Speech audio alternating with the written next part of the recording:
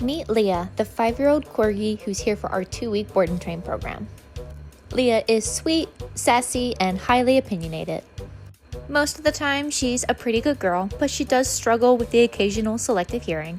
For a working breed dog, Leah is actually pretty lazy. She has a short attention span and even shorter stamina, so when she doesn't feel like doing something, she just kind of sits there and stares at you.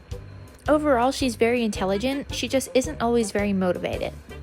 She needs some help walking on a loose leash and figuring out that sometimes she does have to do her obedience even if she doesn't feel like it.